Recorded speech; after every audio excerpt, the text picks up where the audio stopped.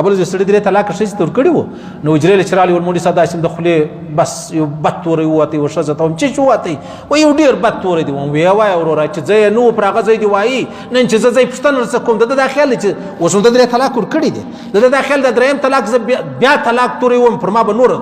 تور شپس ما ول توري وای خراب زرګي کوي ول ما داش درې طلاق ورکوم بس خبر خلاص خبر خلاص اوس که جاړې که خوشحالي کوي که خوابدي کوي که چیغې وایي که کوکې وایي که ګریوان سره هر شی چې کوي خبره خلاصه ده نو د الله رسول فرمایي د شیطان چې ابلیس دی د هغه لوی مقصد دا دی چې ستی په مابینځ کې جدایي راولي زه و دې ښځو ته یو خواست کوم خواست دا ورته کوم چې ته یې کوروالا زنانه ستا خاوین دی مالک دی د طلاق صحیح سو نو ته داسې وکړه چې کله خاوین لره خشم ورلی و هر ښځې ته دا وایم خاوین لره خشم ورلی ته خالي د خپله خوله خاموش بس خاموشي اختیار کړه دی دې وګایږي شکنځه او بل یې وکړلو بیا ګانټه و دوې و درې بعد یا جنې ولاړه سه بیا ګانټه و دوې درې بعد چې د دماغ بیرته ځای له رالي بیا ورته ووایه چې سړیه که دا خبره داسې نه وه داسې وه ته نه یې په پوسوئ دلته د سړي دماغ ځای لر رالی بیرته تا ته وایي چې بس کور والا ما ته معافي کوه غلط دی انسان دی غلطي راڅخه وسو دا واحد علاج دی د نه طلاق که ښځه دا غواړي چې زه طلاقه نه سمه دلته خاوند ورته وایي زه به دې د کور پسې واخم طلاق به درکم دا ورته وایي رایه که نو څه چې طلاق راکوي رایه که طلاق نو څه دی دلته دا بل دونه بېوقوفه دونه غیرتمند دی هغه ځه پر ما په درې طلاق کوي ورسه ورونه دې راوبوله چشتې چین جوړه کړه او بیا تر ټولو زیات چې ژاړي هغه خاوند د کوروالا ژاړي بل څوک نه ورسره ژاړي ستا د لاسه پیښه سوله زه ګوره په خشم راغلی وم په غوسه کې وم تر خوله مې یو توری ووتی نو ته راولاړې شوې پر هغه تورې دې زه ودرولم چې ونه سه کله نه یې زموږ ته پښتانه خو ډېر غیرتمند دي ما تل پښتانه مثال مې درکوي توپنچه ګرځوي یا چاړه ګرځوي یا خنجر ګرځوي نو کله پر معمولي خبره باندې دی راولاړ شي توپنچه راوباسي خنجر راوباسي چاړه راوباسي کساب نه دی کساب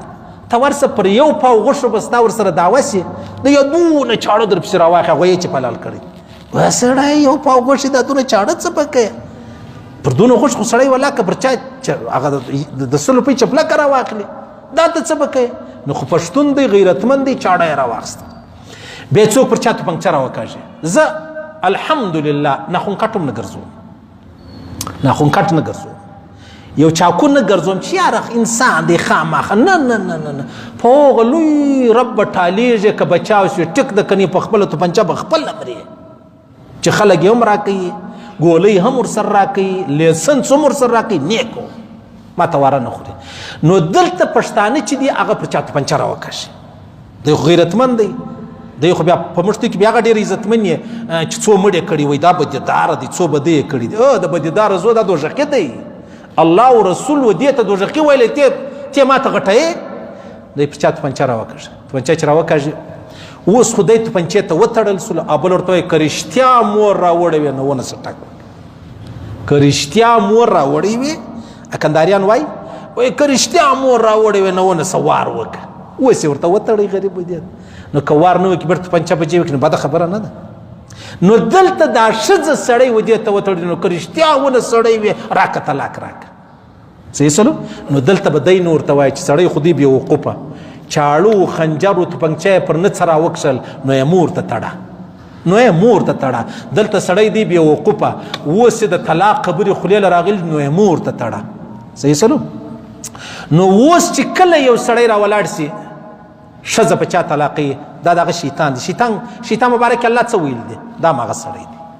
دا هم هغه سړی دی او بیا چې کوم سړی پر دا لاره روان دی د طلاق هغه هم د شیطان رقم دی الله دې هر مسلمان وساتي دونه ډېر طلاقونه دي غمونه ګرد زما پر سر دي نملایان نه چې ښایسته مجمع ووایه بیا چې 15,000 روپۍ مو جیب ته ورواچوي زما یو شی نسته هغه چې دوی کومې نکاحې تړلې دي بیا چې طلاقونه راځي هغه بیا زور در دې زه ډېر ورسره پریشانه سم د مسلمانۍ په خاطر کنې نور خو یو شی نسته هر سړی په خپلو پښو راځړېږي الله دې زموږ د خوندو د لوڼو حفاظت وفرمایي د هر مسلمان خور دې الله حفاظت وکړي که زموږ دښمن دی هم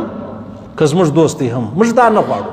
زه په ټول ژوند د چا د خور او د لور کمی نه غواړم، په ټول ژوند. زما د سر دشمني زه په خبر یم چې پلانی زما دشمن دی، پلانی مې دشمن دی، پلانی مې دشمن دی. په خدای قسم ولور ته دغسې دعا کوم لکه خپل لور ته چې کوم ولور ته دغسې دا سودا زه نه کوم، دا بېوقوفي نه کوم چې د چا د لور ویډیو رالی، یو تصویر رالی، یو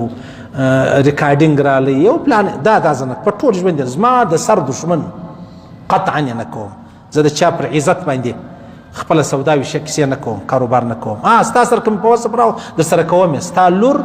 ستا خور، ستا دی، ستا ښځه، دا زما خوندې دي، دا زما خوندې دي، دا زما ایمان دی. او په ځان کې دا شی پیدا کړئ، د سپیانو چمونه به نه کوو چې چا سره خبره رااله چې تی د لورو د خور پیغور ورکړي. دا قطعا نه مکو. غلطي ما کړې ده، زما ته د لور پیغور ولې راکوي؟ غلطي تا کړې ده، تا ته د ښځې پیغور ولې در کوم؟ دا شی مه کوئ. صحیح ده. او پښتانه ته باید له دې خبرې جنګ ختم شي. خو وایي ماتې به دا وایي په دا جنګ کې یوه خبره راته وکړي، پیغور یې راکړي، وایي هغه نور پرېږدم یې نه، وایي ما طلاق قسم اخیست.